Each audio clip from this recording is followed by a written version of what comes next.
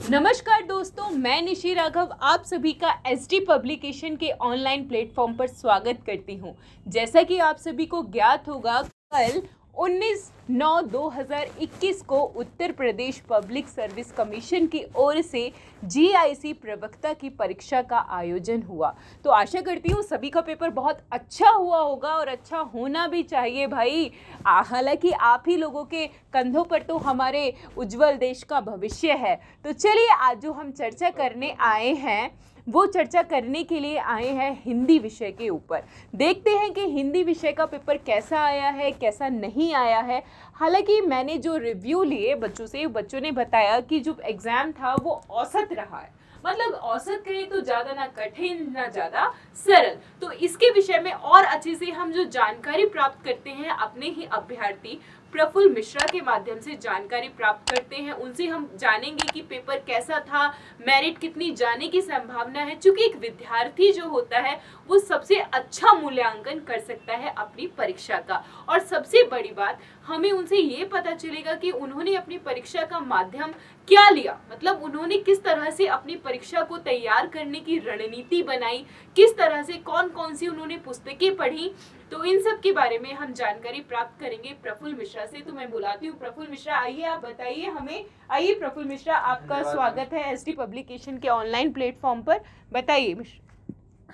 धन्यवाद मैम, शुक्रिया। हाँ जी, तो प्रफुल्ल मिश्रा, मैं सबसे पहले आपसे पूछना चाहती हूँ कि जो पेपर रहा, चलो पेपर की बात तो छोड़ो, मैं उससे पहले पूछती हूँ कि वहाँ पर कोविड को कैसे लेके व्यवस्था थी। तो आप मुझे पहले कोविड के बारे में बताइए। कोविड की व्यवस्था बहुत अच्छी थी। वहाँ दूरियों का ध्यान रखा गया था। एक अभ्यर्थी और दूसरे अभ्यर्थियों के बीच में गैप था और बाकी व्यवस्था भी अच्छी थी। मास्क वहाँ मिल रहे थे सेंटर पे, हर जिसके पास नहीं था उसको दे रहे थे, जिसके पास था उसको तो कोई दिक्कत ही नहीं। चलिए, बहुत बढ़िया। और दूसरी चीज़ सबसे बड़ी जो अभ्यर्थियों को सामना करना पड़ता है कि सेंटर तक पहुंचने में, तो हालांकि आपको कोई समस्या नहीं हुई होगी। नहीं, सेंटर तक पहुँचने में ज़्यादा दिक्कत नहीं हुई। वैसे मेरा सेंटर शहर में ही था तो ज़्यादा दिक्कत हुई नहीं, कैब वगैरह भी उपलब्ध थे। बहुत बढ़िया। चलिए, ये बात तो हो गई कोविड सुरक्षा की और ये बात हो गई आपकी सेंटर तक पहुंचने की। अब मेन मुद्दे पे आ जाते हैं मिश्रा जी। तो मेन मुद्दे पर हम आते हैं। तो मैं आपसे पूछना चाहती हूँ कि पेपर कैसा रहा। आपने ओवरऑल पेपर दिया, एज्यूम किया, तो पेपर को देखने के बाद आपके मन में क्या सवाल आया सबसे पहले? सबसे पहला पेपर जो था वो थोड़ा कठिन था। मतलब जो बच्चे पढ़ के नहीं गए होंगे उनके लिए कठिन था। बाकी हिंदी का पेपर औसत था, न ज़्यादा कठिन था न ज़्यादा सरल था। जो बच्चे पढ़ के मतलब अच्छी तरह से सिलेबस पढ़ के गए होंगे उसके बेसिस पे अच्छा पेपर गया होगा उनका। चलिए, ये बात यानी आप कहना चाहते हैं कि पेपर औसत था, ना ज़्यादा कठिन था ना ज़्यादा सरल था। यानी जो अभ्यर्थी अच्छे से पढ़ के गए हैं उनके लिए चीज़ें बहुत आसान थी। अब बात करते हैं हम मेरिट की। तो आप जैसे बोल रहे हैं कि औसत था, तो मेरिट तो फिर हाई जानी चाहिए। नहीं, मेरिट ज़्यादा हाई तो नहीं जाएगी। पेपर इतना भी इजी नहीं था कि मेरिट मतलब हाई चली जाए।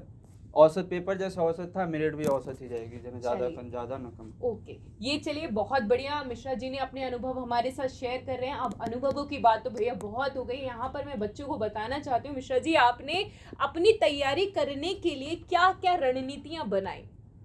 पहले पेपर के लिए तो जो होती है किताबें जीएस वगैरह की वो हमने पढ़ी। हिंदी के लिए मुख्यतः मेरा सब्जेक्ट हिंदी है तो हिंदी के लिए विशेष तैयारी करनी पड़ी थी। तो उसके लिए हमने सबसे जो मूल ग्रंथ है रामचंद्र शुक्ल की हिंदी साहित्य का इतिहास, उसको हमने पढ़ा। एसडी पब्लिकेशन से किताब निकलती है डीएसएसबी टीजीटी पीजीटी के लिए, जो हिंदी को बेसिक तरीके से और गहराई से समझाने में हमें मदद करती है। तो वो किताबें मुझे तैयारी करने के लिए बहुत सही लगी और मैंने उसे तैयारी करी। तो क्वेश्चन उससे बहुत ज़्यादा क्वेश्चन उससे आए भी थे। हाँ, मैंने देखा, मैंने यहाँ पर एनालाइज भी किए प्रश्न और उनके आपको विद प्रूफ के साथ मैं यहाँ पर आपके समक्ष डिस्कस भी करूँगी।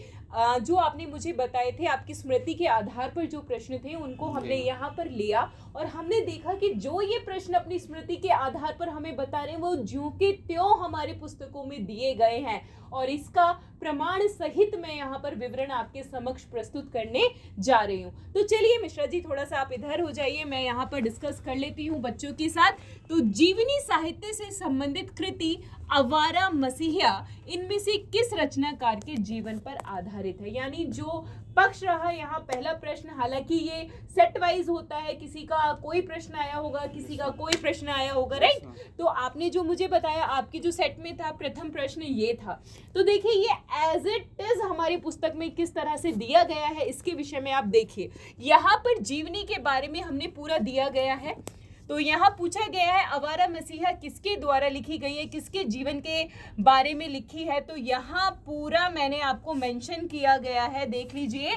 विष्णु प्रभाकर ने आवारा मसीहा बंगला साहित्यकार शरदचंद्र की जीवनी है, यानी जो विष्णु प्रभाकर थे हिंदी साहित्य के, उन्होंने शरदचंद्र के जीवन को आधार बनाकर ये कृति लिखी। इस किताब की सबसे ज्यादा खास बात बताइए। यही थी कि इसमें पॉइंट टू पॉइंट बातें बिल्कुल कही गई देखिए है। सारा तो यहाँ तैयारी करने में ज्यादा दिक्कत हमें हुई नहीं, मतलब जो क्वेश्चन उसमें थे पॉइंट टू पॉइंट इसमें दिया गया। बिल्कुल। और वैसे बताएं तो ये मिश्रा जी आपने पढ़ा हो तो विष्णु प्रभाकर और शरद जी जो थे आपसी मित्र थे, इनके जीवन को ये आधार बनाकर इन्होंने लिखा है। यहाँ पर आपको ये भी देखने के लिए मिल जाएगा। अगले प्रश्न की ओर चर्चा करते हैं। अगला प्रश्न है, निम्नलिखित में से किस साहित्यकार को कुट्टी चातन के नाम से जाना जाता है। मतलब जो अज्ञे जी थे उन्होंने अपने निबंध लिखे थे, यहाँ पूछा गया था किसके नाम से जाना जाता है। यहाँ पूरा आपको देखने के लिए मिल जाएगा, देख लीजिए। यहाँ अज्ञे जी के बारे में पूरा लिखा गया है। प्रयोगवाद और नई कविता, विशिष्ट कवि सच्चिदानंद हीरानंद वात्सन।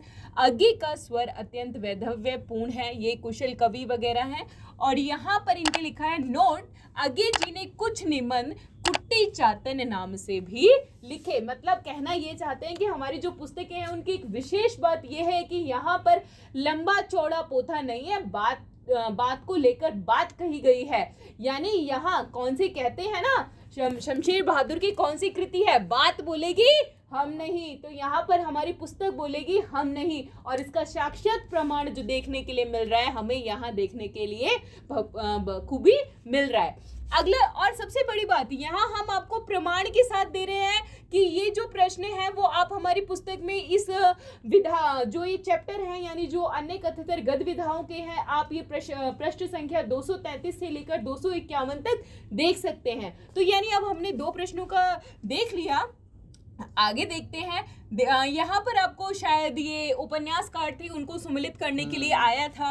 तो यानी पृष्ठ संख्या हमारी बुक में 121 से लेकर 157 तक जो पृष्ठ हैं वो दिए गए हैं। चैप्टर जो दिया गया है वो उपन्यास से संबंधित दिया गया है। तो देख लीजिए यहाँ सिर्फ इन्होंने मिलान करने के लिए दिया था ना आपको, हाँ मिलान के लिए दिया था। हमारी पुस्तक में देखिए उसकी विषय वस्तु भी बताई गई है कि इस उपन्यास के अंतर्गत ये विषय वस्तु है, क्योंकि आजकल भाई आयोग का कुछ पता नहीं होता है। आप तो विद्यार्थी हैं, पेपर देते रहते हैं, आपको बहुत भली बात से पूछते हैं, किताब के अंदर से पूछ लेते हैं, कैसे पूछ लेते हैं। बस इसी दृष्टि को केंद्र में रखते हुए हमने अपनी पुस्तक का प्रारूप तैयार किया था। तो देख लीजिए यहाँ पूछा है मैला आंचल किसका है, तो यहाँ सीधे सीधे लिखा है।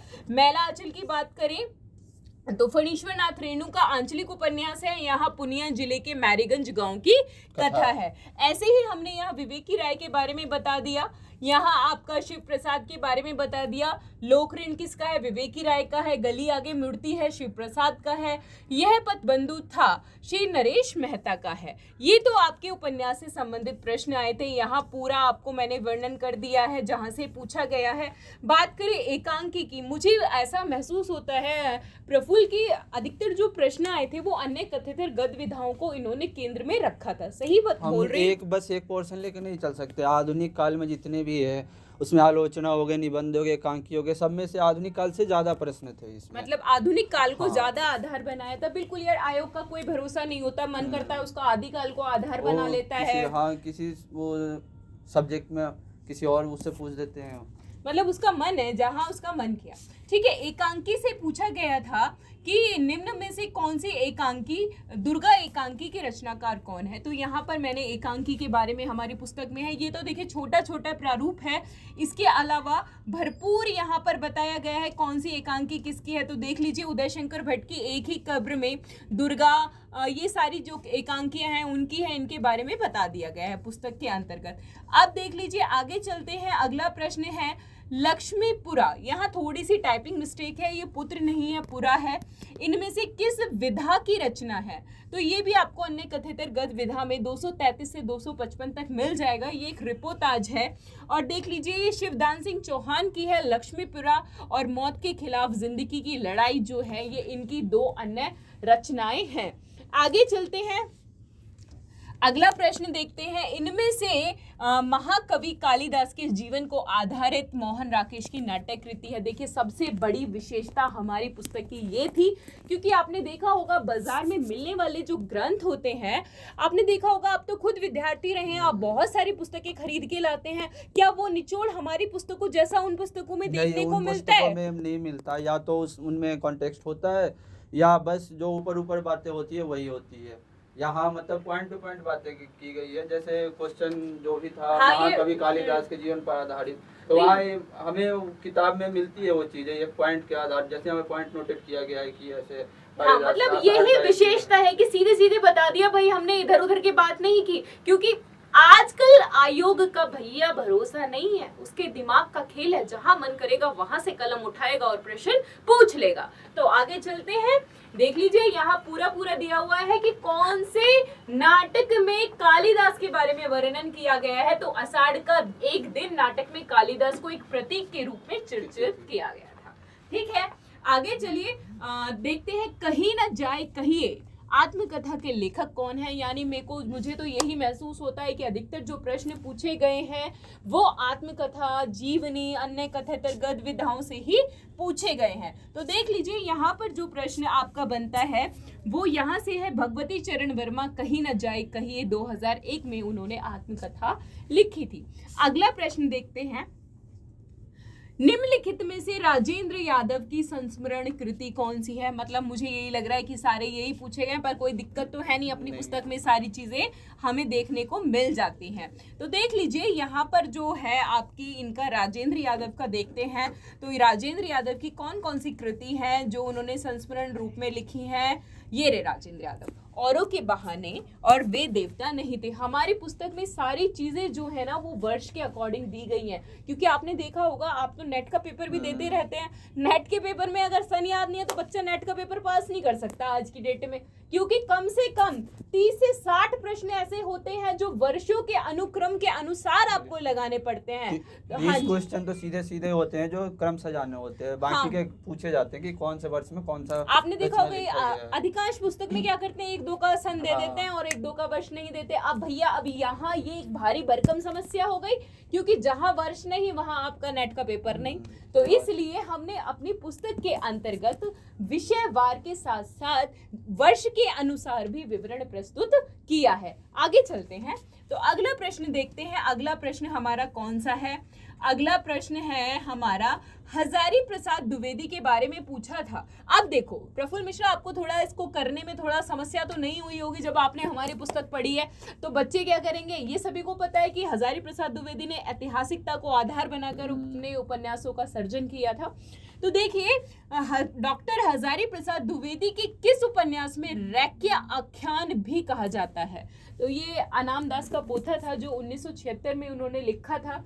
रैक्य ऋषि थे, उनके बारे में लिखा गया था। तो यहाँ पर हमने, अब यहाँ क्या होता है कि यहाँ सीधे सीधे इन्होंने यहाँ रैक्य ऋषि का वर्णन तो किया गया था पर इसको आख्यान नहीं कहा गया था। तो यहाँ हमने इसके बारे में भी बताया है कि डॉक्टर हजारी प्रसाद द्विवेदी के इस उपन्यास को रैक्य आख्यान भी कहा गया है। यहाँ पे लिखा हुआ भी है, औपनिषदिक युग के परिवेश एवं जीवन पद्धति का चित्रण किया गया है, इसे रैक्य आख्यान भी कहा गया है। आप देख रहे हो मिश्रा जी, आपको लग नहीं रहा कि आपने बहुत अच्छा काम किया था कि इससे पढ़कर चले गए? आपके आधे से ज्यादा 80% जो सवाल हैं वो हमारी पुस्तक से धरे उठाए आए हैं। तो आप सभी को मैं एक चीज कह रही हूँ, आगे DSSB, यूपी, TGT, PGT की, NVS, KVS की वैकेंसी भी आने वाली है। तो आप सभी को ये बहुत पुस्तक जो है हमारी बहुत सहायता करने वाली है। तो आप सभी ध्यान रखिएगा, अच्छे से तैयारी कीजिएगा। चलिए मैं आपको अपनी एक बार पुस्तक दिखा देती हूँ।